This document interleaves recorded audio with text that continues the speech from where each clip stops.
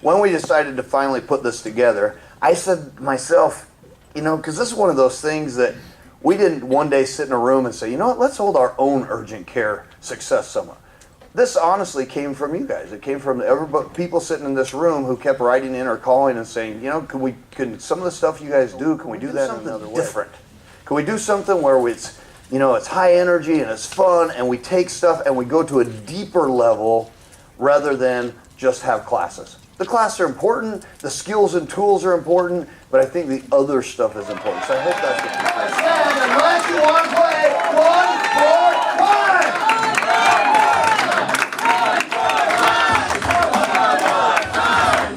I'm not going to stand up here and tell you, boy, the good news is we did it all right from the beginning.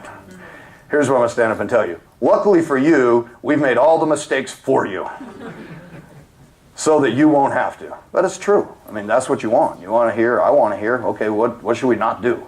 And tell me what I need to do, but more importantly, tell me that mistake I don't want to make. That one that really hurts and costs me $250,000. Hello, my name is Rich Maharis. I am a owner and medical director of my own urgent care in New Jersey. I flew out here to see Tim Reynolds in the Success Summit, and it's just empowering and wonderful. I'm just learning everything, every hour, every minute. He talks about having these aha moments, about where some brilliant idea will just click in your head just from hearing something. I've had about 10 of those already. We're only midway through the conference, and I'm just excited to learn the second half. They're long days, but every minute is worth every time I spent away from my family and my practice. I'm just going to bring all these ideas back. I'm excited and energized to go back. You're waiting to read your customer's mind and figure out what they want? It's going to be a long, long time. Here's an interesting idea. Ask them.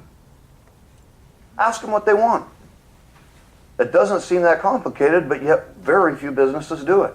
Very few businesses take the time to say to their customers, what exactly do you want us to do? What would be good? What are we not doing that would be better? What other services could we offer? Hi, my name's Alan Ayers. I'm Vice President of Strategy for Concentra Urgent Care, based here in Dallas. We operate 320 centers nationwide, and just wanted to thank Dr. Reynolds for pulling this conference together. It's been a great high-energy experience, very motivating for the members, and I think it gives us something all to go home and execute in our own facilities. Execution and energy, right? Yes. Important. Yeah. Important information. How many got something out of that? I had so many people come up to me last night and say, you know what? I think I've always had the execution part down. And the energy's killing me.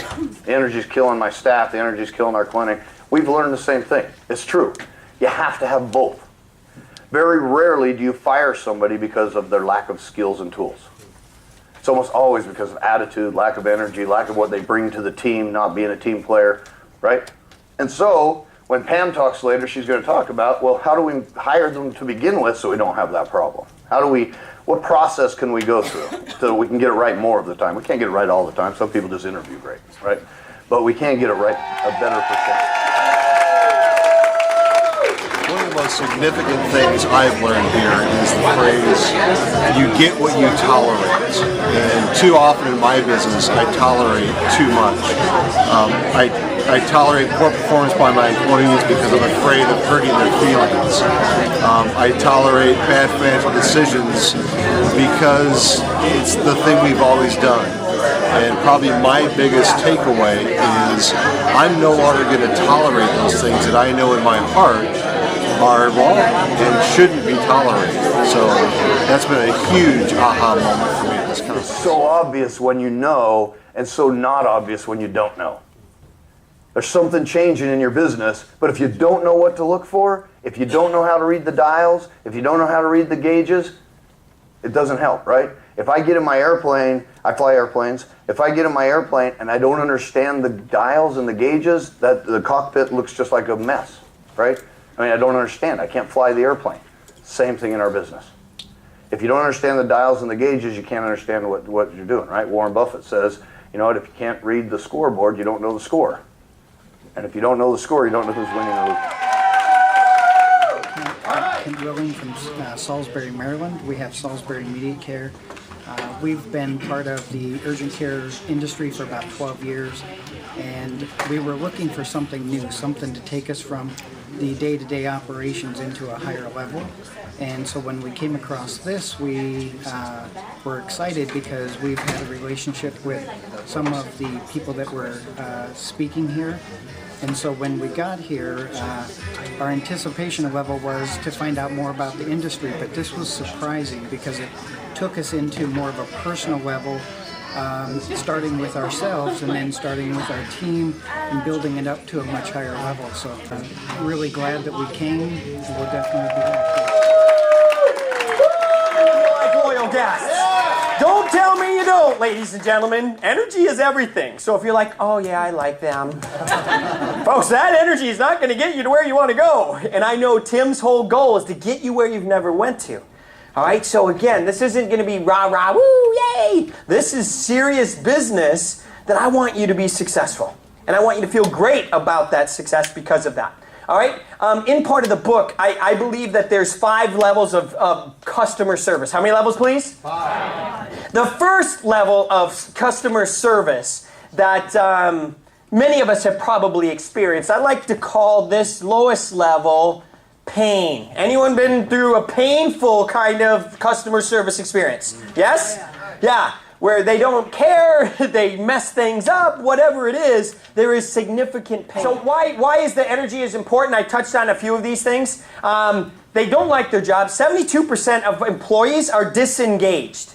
And what that means, 19% of that 72 are actively disengaged. You know what that means, right?